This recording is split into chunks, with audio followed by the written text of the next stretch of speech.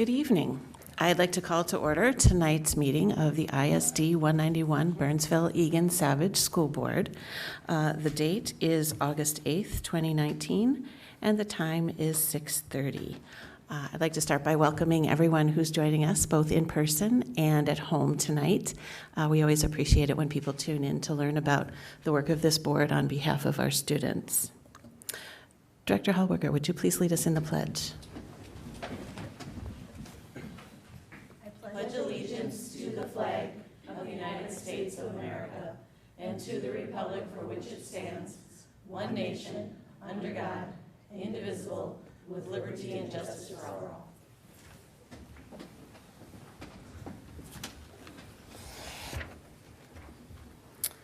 All right, we will start by approving tonight's agenda. Do I have a motion to approve the agenda? So moved. Moved by Director Schatz. Second? Second. Seconded by Director Courier. Any discussion? Seeing none, all those in favor of approving the agenda, please signify by saying aye. Aye. Opposed, nay. And the motion carries. Starting in our information, the information portion of our meeting, we will start with the Superintendent Report. Dr. Battle? Thank you, Chair Alt and board members. Tonight, I'd like to share a little overview of my activities since officially joining District 191 this summer, July 1st. These first few weeks have been part of the Listen, Connect, and Learn portion of my entry plan. And so I have been focused on meeting with leaders in the district, learning about who they are and what they do, and also meeting with community members to learn more about District 191. Starting with some of our 191 colleagues, I met with each school principal, I still have 2 more to meet, and toured their buildings throughout July. It was so exciting to see all of our excellent facilities, get to know our school leaders a little better, and meet some of our students at those locations hosting summer programs. I was particularly excited about this year's new STEM Academy for incoming 9th graders at Burnsville High School. Along with hands-on learning about science and engineering and technology, students were also learning tips to be successful in high school, meeting teachers and getting familiar with the beautiful building. We have talented, dedicated, and caring people leading our schools, and that gives me a lot of excitement. My plan is to continue visiting schools twice a week throughout the school year. That's where our work is happening, so I want to be there as much as I can. I've also spent time meeting and working with our district-wide leaders, including my leadership team, department directors, and BEA President Wendy Drugi. It's been great getting to know their stories, their motivations, and seeing how we will work together to support student learning. Moving on to the broader community, I've had a bit of a whirlwind introduction to 191, and hopefully community members have started to have a chance to get to know me too. In July, I was interviewed by both of our local newspapers, appeared on KARE 11's Breaking the News, and joined 8 women leaders from Burnsville for an appearance on the Today Show. I've also met with community organization and leaders, including the Regional Council of Mayors, staff from the Dakota County Birth to Age 8 Initiative, Scott Kroonquist from the Association of Metropolitan School Districts, and Hetty Lamar Walls from the YMCA, to just name a few. Our community partners and partnerships are essential for our success. It's clear to me already that we have a unique level of support from our community, and it goes beyond lip service or even donations. Our partnerships are about bringing resources, expertise, and passion to benefit student learning and to make our community stronger. Lastly, one of the best ways to get to know a community is just to ask people what they love about it. So I did ask the principals about what they're most proud about, and I did this not only with the principals, but in my first tweet, my first day on the job. And not surprisingly, people had plenty of suggestions, and I've already acted on many of them. visiting some of the community's best restaurants, and attending great summer events like the Egan Market Fest, Burnsville International Festival, and the Night to Unite just this week.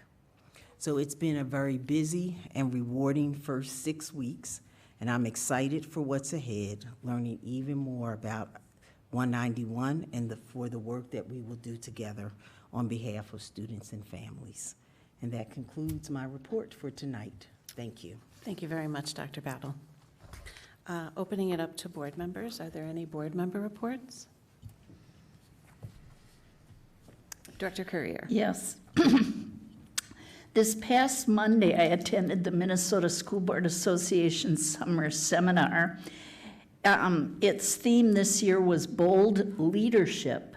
Unlike previous years, all sessions were full assembly, and these sessions were insights into the 2019 legislative session presented by the two MSBA government relations staff members, Denise Dietrich and Kim Lewis, who are the MSBA lobbyists. Bold Leadership in Action, presented by the keynote speaker, Jolly Corley, who went to school in Adrian, Michigan, where my aunt lived and worked. It nearly blew me away. Case law update by MSBA Director of Legal Services, Terry Murrow. Access and Equity in College Credit Class, a presentation by Roseville Area Schools, and I think we should present one as well, maybe next year. And then Outdoor Prairie, Outdoor Classroom, Connecting Students to Nature, a presentation by Jeffrey Lund, Superintendent of the Marshall County Central School.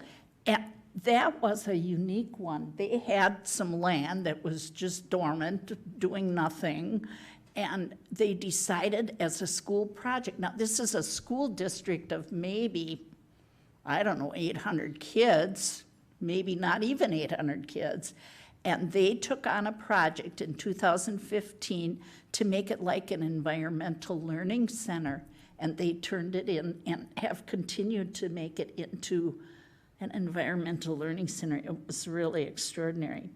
And then the last presentation was Changing Student Demographics, a presentation by the Minnesota State demographer, Susan Brower. We may want to bring her in. She is very informative. So that's was the Minnesota School Board Association Summer Seminar, and I encourage our new members to consider doing that summer seminar. It's really quite well done by the MSBA. And then Director Chester and I went to the Burnsville Night to Unite, and it ended up to be especially memorable to me. As luck would have it, I got assigned to one of Burnsville's finest firefighters, Assistant Fire Chief Terry Ritchie, who also was assigned City Council member Kara Schultz, Sparky, the fire protection dog, and a Sioux Trail alumna. And guess what neighborhood we were assigned? I couldn't believe it. Sioux Trail Elementary School area, which was my last assigned administrative assignment 11 years ago. The Sioux Trail alumna was a kindergartner when I was there.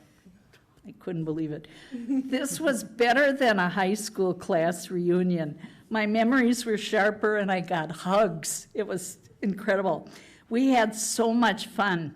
We handed out yo-yos and car cell phone mounts. Poor Sparky, he got a bit overheated, as dogs sometimes do when they get excited around many people, but we made it through.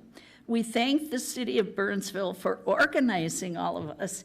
It was one of my most favorite memories as a board member. It just was a wonderful evening, and we had perfect weather. I think it was the best weather ever. So that concludes my report. Terrific. Thank you very much, Director Courier. Are there any other board member reports? Nope. All right. Turning to the business portion of our meeting, we will start by approving the consent agenda. Although board action is required, it is generally unnecessary to have discussion on these items. In the event a board member wishes to discuss an item, that item will be moved for separate consideration. Are there any items that board members would like to separate? Hearing none, I will take a motion to approve the consent agenda. So moved. Moved by Director Chester, second. Second. Seconded by Director Hume. All those in favor of approving the consent agenda, please signify by saying aye. Aye. Opposed, nay, and the motion carries. All right, I would like to open our new business portion by inviting Guillaume Peck to the podium. We are being asked to approve the activities handbook. Welcome. Thank you. Thank you, Chair Alt. Yep, so every year we run through this and we put together the updated package of information for athletics and activities that we offer at the high school. There was not a ton of language changes in this year's version, aside from just updating contact information, updating and using the language from our policy regarding attendance and our attendance policy, which had a little bit of gray area in between what had previously been published. That's it. All right. I will take a motion to approve the handbook. Moved by Director Schott, second. Second. Seconded by Director Miller. I'll open it up for questions and comments. Nope. I just had a couple. Guillaume, I know that you and Jay Lepper put a lot of, even with the minor changes, there's always a lot of review and confirmation. So I want to thank both of you for the time and effort that you've put into the handbook. And I particularly appreciated the change that brought language to the very first page, letting students know that there are lots of there's no reason for any student not to participate. There's, free, if you qualify for free and reduced lunch, there are options for you. So I think that's a great way to make sure that our families and our students know that we want them to participate. And given the breadth of, just the sheer breadth of activities that we offer our students, I always go through every single club activity, and it grows. It seems like it grows every single year. I know a couple drop off, but our students have a lot to choose from, and that's just such a great way to keep them engaged. So thank you for everything that you do to help us with that. Thank you. With that, I will, all those in favor of approving the handbook, please signify by saying aye. Aye. Opposed, nay, and the motion carries. Thank you. Thank you. Next, I would like to invite Lisa Ryder, Executive Director of Business Services, to the podium. We are being asked to approve on a first reading basis changes to Policy 901, Community Education. Good evening. Welcome. Thank you. Policy 901 for community education. The intent of this policy is to convey to the employees and to the general public the important role of community education within the school district. So the policy basically lays out the fact that there is an advisory council and the roles and responsibilities within that. Only two minor changes are recommended. Under Section 3A, we are asking that it read "to the extent possible," as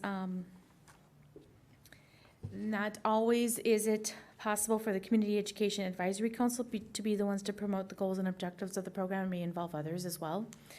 And then in the 3D, we are modifying that statement so that it's not actually adopting another policy, but rather just stating the fact that we're looking to collaborate and make sure that we are reducing and eliminating any program duplication within the school district. Great. Thank you. I will take a motion to approve Policy 901. So moved. Moved by Director Schott, second. Second. Seconded by Director Chester. Questions or comments? Hearing none, all those in favor of approving Policy 901, Community Education, please signify by saying aye. Aye. Opposed, nay, and the motion carries. Next, I'd like to invite Brian Gersich, Assistant Superintendent, to the podium. We are being asked to approve on a first reading basis a new policy, Policy 105, Equity, Access, and Excellence in Education. Welcome, Brian. Thank you, Madam Chair, Superintendent Battle, and Board Directors. What I'm presenting to you tonight is our two policies, both of which were actually facilitated for us by Dr. Jenna Mitchler prior to her departure. Certainly as she is gone, I'm trying to help with that transition and present these two policies for us.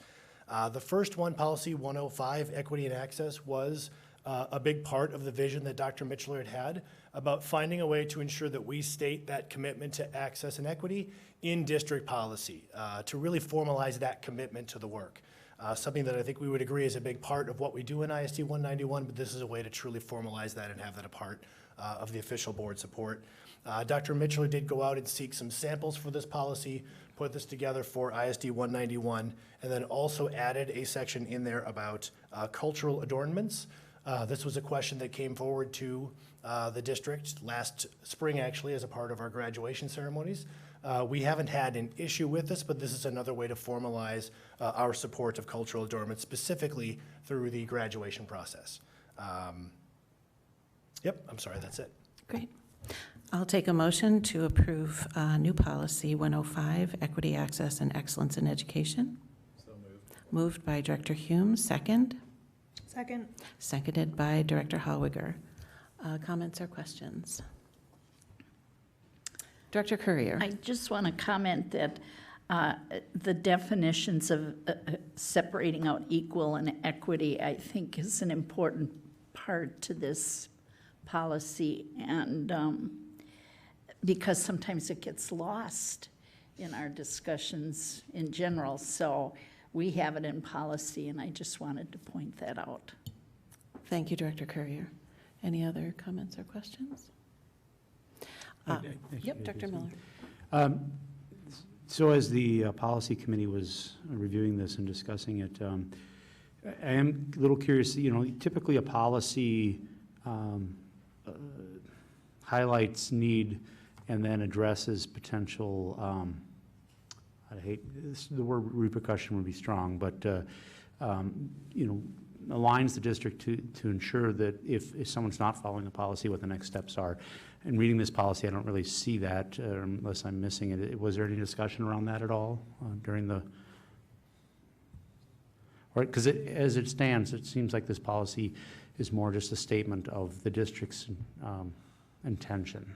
Yep, I would concur, and I don't remember really any discussion that would have talked about it or framed it in the way that you have within your question, but I mean, I would concur it is a statement of policy or commitment without necessarily a or what. Yes, Director Schatz. Oh, as a policy committee member, the only pieces about any sort of guidelines about what would not be acceptable would then fall under our other policies about discriminatory language and things like that. And so we felt that this, any guidelines for repercussions, as you say, or guidelines like that fell under our other policies. Okay. Thank you. Anything else? I just had a couple of comments. I really appreciate this policy coming forward. It's an important statement for this board to make for our students and for our families. And Dr. Currier, I concur with highlighting equal and equity because we all need to be clear on that, and having that in policy certainly makes it simple. And it's a simply stated policy, and yet it has broad impact. And thank you very much for bringing this forward to us.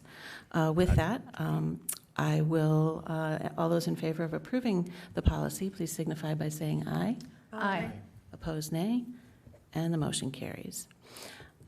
Staying with Assistant Superintendent Gersich, we're being asked to approve on a first reading basis changes to policy 616, system accountability. Yep, so this one also had a couple of minor changes recommended by Dr. Mitchler.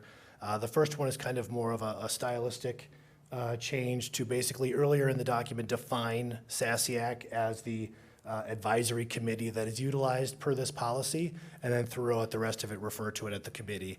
I think part of that is the long range. If the committee itself changes in name, it's a simpler change to find it in the introductory comments and leave the committee more broad throughout.